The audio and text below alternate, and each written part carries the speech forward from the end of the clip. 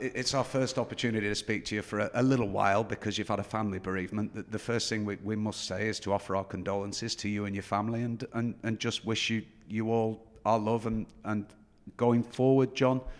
How much has work helped you in the last few weeks? It has, to be honest. I mean, I want to thank everyone for the support and yourselves. You know, everyone's been fantastic. I couldn't speak highly enough of Andy Holt and Dave Burgess and all the board and the club, the supporters, the way they've all been around me and my family. So, yeah, it's been difficult. Work's been important now. I've got to get back at it, and here I am now sitting in front of you. And to get back to work, you've been. Let's get it right, John. You've not been away from work all this time. You have been at Accrington Stanley games and at training sessions, haven't you? Yeah, and I've been trying to give a bit of input, bit of support. I think Jed's been fantastic. Lee Camp stepped up to the plate and he's helped Jed out. You got Luke Morgan who's chipped in with a few bits as well. So the support behind that, my team, if you like, and Jed, if you like, has been good. So we've all rallied round and got the points that we got. You know, obviously we've come away a little bit from 7 points gap that we did have. But it's important. Yeah, I have been around. I have now sort of got a focus back, and the focus is now is Doncaster Saturday. Okay, let's talk about the game Saturday then. You had to deal without a couple of important defensive players last weekend. How are Farron Drawson and Jake Batty doing? Yeah, so Faz had a bit of an issue, you know, where he fell on his sort of head and his neck, so that put him out. So I think he won't be available for tomorrow, and Jake we'll have to see how he is today. Are you going to see Jake train today? Is that the hope? That'll be the plan, Andy. Yeah, so we'll see him train. We'll do some shape on that, and we'll work on have a game plan towards what we started yesterday. Well, we started at the start of the week, but more so yesterday, trying to implement it for and against. So we'll see how Jake is today in that. Have you a time frame on Farron Drawson, John? Hopefully next week. Hopefully he's back next week, Andy. Yeah. Because whenever he doesn't play, I think Jed mentioned it after the last game, he's a big loss, isn't he, because of what he brings in terms of his ability and his experience. He does, yeah. Well, his experience to start off with on the pitch, but in terms of both boxes, you know, he can head the ball, he attacks the ball, he's aggressive, he's good at 1v1s. So, you know, we missed that, but, you know, you've got young Sonny there who's done okay for us. He's doing his best, he's learning on the job, as we always say, and he's going to make mistakes, but, you know, he's just got to keep going. You know, he's going to get challenged in different ways tomorrow, if selected, that is. And the same with Devon. He's been outstanding since he's come in from non-league football. And Ben Ward on the left side as well. So Faz is a big miss for us, but you know, hopefully we'll have him back next week. One or two of them three of them actually, because there was three lads. There was Billy Crellin, there was Ash Hunter, and Donald Love were involved in a road traffic accident yesterday. So everyone was fine. So we'll just see how they rock up today in training and see what they're like. Looking at the defensive side of things, John, you're not conceding too many, are you? You're just coming out the wrong end of some results here. We are. I mean, it was disappointing last week because it's a derby and you want the bragging rights and everything else. But in the first half, we didn't have no problems. We've got to take our chances when we create them. I mean, Tyler's gone through 1v1 and the keeper's made a save, and that's what he's there for, as people would say. But in our opinion, he has to score a goal. And he's done well in recent games or early on in games where he scored goals for us, and he's playing through the middle, and he's done a fantastic job for us at the minute. You know, he's had about 3 chances, hit the crossbar at one, and then there was one with claimed handball, but I think it was probably easier to put it in the bottom. He knows that. We've gone through it all. We've gone through the clips and everything else. So, you know, the game was going to plan, to be honest, last week. Half time, good performance. Should have took our chances. We don't go out.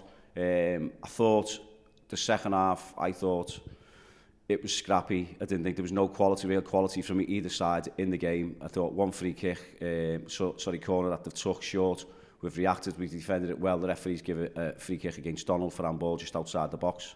And it's coming on an angle. And the lads know, you know, you've got to stay with your man from a first contact, second, third phase, whatever you want to say, contact or phase, and see it out. So we win the first header, it gets knocked out. We push the ball right the way back, but with a bit of pressure to the halfway line. And then it comes in, and it's just an aimless ball into the box. And, you know, it was so easy just to deal with. You know, Ben Ward should head the ball. We've gone through that with Ben. Ben knows that. Ben has even said it before we even spoke about on the video. He's got to head the ball. Billy's got to come. So the lack of communication, and then it was an easy one, just an easy header for them to... And we've given them a lift, we've given them a shot of adrenaline, if you like, and something to hold on to. And then we're trying to push and we're trying to, get an equaliser, and Alex Henderson's put a decent ball in, and Sean's had a header and, just missed the post. And the end of the day is, they made a couple of subs, and I think it's the 89th minute or whatever late on, but they've got a second goal, which we need to be better off there. But we need to score. When we're in the ascendancy, we need to take our chances, and that's hopefully will come tomorrow. Have there been occasions this season, John, that you've looked at particularly first half performances and thought, this game should be out of sight, this game should be won? And when it hasn't been, is there always that fear in the back of your mind, we can't blow this? Well, it is, and I think that is with most teams, but you want a consistent level of performance, so you want to put two halves together. So the first half, I think it was Fleetwood away when we was live on Sky. The game should have been done then. It should have been 3 or 4-0 up, and we weren't. So you can only, try your best again in the second half, and hopefully that you get them chances again, and hopefully the lads can take the chances. So there's always the fear factor of, can we hold on? But I say to the lads about, well, you've got a 0-0, take the 0-0, and then we'll go through it. So take the point, lick your wounds, whatever, walk away. But don't walk away with nothing. So because you start with a 0, keep the 0, and try and win the game. Try and get 3. Just in terms of those attacking options that you've probably got more, I think I'm right in saying, John, than you've had all season right now. How difficult or easy is the decision to make when you're looking at them in training at the moment? Well, it is easy because you just got to see how they train and how they perform, and the body language and everything else about it. And I think the body language of players is crucial. It is key to see how they are mentally, how they switched on, whatever. So in terms of what we're seeing in the training grounds, I think everyone's chomping at the bit. I think we just got to get the right blends, the right combination. And last week we did, but last week it was just about chances. Last week it was putting your chances away, and we didn't put the chances away, and that's ended up costing us in the end because we couldn't keep the ball out the back of the net because of a focus, a lack of concentration, a lack of dealing with the ball at that key moment, and then all of a sudden, you give a team a one lift. I haven't seen a great deal of Charlie Brown yet. Is he finding his feet with you? Charlie's finding his feet, so we've been trying to organise bounce games. Charlie's a talent, we know that, but he's still got a massive part to play for us because we've got 16 games left. Still a long way to go here, isn't there, when you look at that? It's still a long way to go. There's nothing going to be decided tomorrow, only that someone's going to win or lose a game or draw a game, so that's the only thing. And the thing for us is that, in my head, and the message that we've gone across, the importance of these games now, that the 16 cup finals, for us to get away from this bottom end of the table, and every time we seem to get away and we're 7 points or whatever points clear, all of a sudden we seem to drop, and then the team around us seem to pick up a few points, 3 points, 1 point, whatever it is, and they close the gap. So it's our job and our focus, all this being this week, is to make sure that we pick points up tomorrow. We start winning games. That has to be the biggest frustration, doesn't it? That, as you say, on a number of occasions this season, it's looked like there's been some results, and up you go, heading towards mid-table, and within a few weeks, it's almost back down to where you came from. You know what? I'll be honest with you. I do the clips with players. We sit down as units, individual players. The back 5, back 6, whatever, with the keeper, and back 4s. So we sat down with Devon yesterday. We showed Devon his clips of the Morecambe game, how well he defended. He was a gladiator at the back. He was winning everything. He was our Farhan Rawson last week. And we showed him clips, and we showed him early on in the season in terms of the goals and how important it is in the second and third phases of anything. So I went far back as Harrogate here, went far back as Colchester, and also Port Vale. And they're the games that you think, they're games that you should have won. We conceded in the 85th minute against Colchester. The same with Harrogate, and then I can go on about the throw-in wasn't taken from the wrong place. It's a long throw. He was gaining all sorts of yards, but you still got to defend your box. And we always defend the box in the first phase, but it's always the second phase or the third where someone switches off, and that's the killer. Port Vale, you could say we defended the box again. Zach or defends it. I only done it yesterday. Was showing Devon the importance of it all and how important it is. It means everything to defend that box. It means everything to keep the ball out the back of your net. And that gives us a platform to go forward, and hopefully we take our chances. And I was showing them clips yesterday, and it just brings it all back in terms of the points that we've dropped. And we can't go forward now. So that's that. That's happened. That's in the past. It's what we do next. And what we do next now is go and attack Doncaster. Yeah, I remember talking to you around Christmas time, and you felt that with chances that you created and the way you've played, you were in a real false position at the time. When you look at it now, John, with 16 games to go, do league positions tell the truth a little bit more? I think they do, but you can look into how you're in that situation. So you're out in the league for a reason, because you've conceded so many goals, you've only scored so many goals, or you've scored a lot of goals, but you keep conceding, whatever that is. But the league doesn't lie, you're in that position for a reason. But what you can look at is in detail is that how you've actually conceded the goals, how you've actually, whether it was a mistake from the referee, whatever that is, but I'm not going to blame any referees. I'm not going to blame, it's on us. It's on us as a team, it's on us as staff. So we have to be better. So that's the importance of, everyone can see, people, obviously you can do your work on the training ground, but what people don't see is the other side of the work, what you have to do with your video sessions in terms of sitting down and showing people. Because there's all different types of learning, isn't there, with individual players. Some can just see it and take it, some need to be shown. And there's a visual, what we do, and we do loads of that work with the players.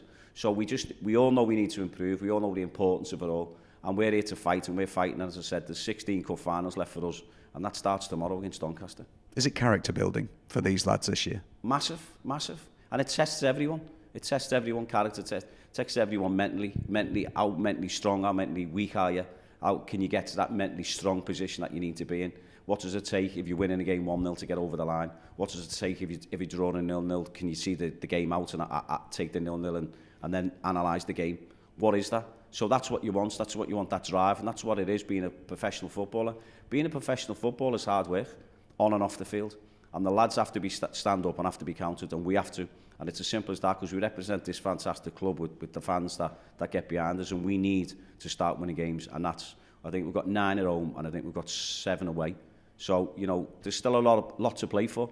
We've got a lot of teams that we've got to play around us.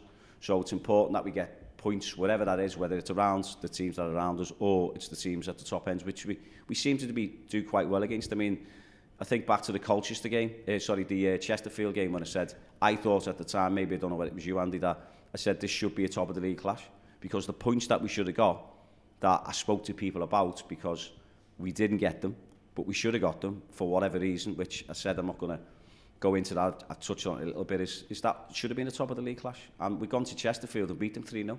So we need them performances. You can't have a good performance and then 2 bad ones. It's got to be a level of consistency. And the more you can perform as a team, definitely as an individual, at a consistent level, you don't play at this level. You go on and play in League One, you go on and play in the Championship. I've seen it. I've seen the top players, the way they come in and conduct themselves on and off the field consistently and perform consistently, and they don't play at this level. They play higher. This is a rerun of the opening day of the season, isn't it? When you went to Doncaster, John, how much of a better team and squad do you feel that you have going into it this time? I think we're in, a good position. I think we are strong. So I smiled a little bit when you said it's the Doncaster, the first game of the season, because we know the way that went. But we done absolutely fantastic for 43 minutes.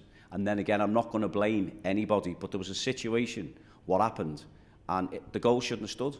And then it did. So then you want to response out your team. So the response out the team is into the second half. We come out and we equalised within 2 minutes or 3 minutes of the second half. You know, Tyler Walton gets in on the back post and scores a great goal. Good header. And then after that was, can you deal with the 2 wide players, what we spoke about, Gibson and Molyneux? And both of them have put 2 worldies in the top corner. And obviously the 4th one's irrelevant because Zach doesn't see the ball out. He thinks it's going over his head. Someone keeps it in, knocks it back, and Billy Sharp taps it in the 6-yard box.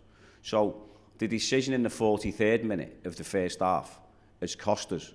It's had a massive influence in the game, but it hasn't cost us losing the game. We have to be better in terms of dealing with individuals and standing up as an individual and doing what your job is. So if I'm supposed to, a full-back or a wing-back, and I'm supposed to deal with someone who's got a load of skill, a load of tricks, or just a physical presence, I have to find a way to deal with that.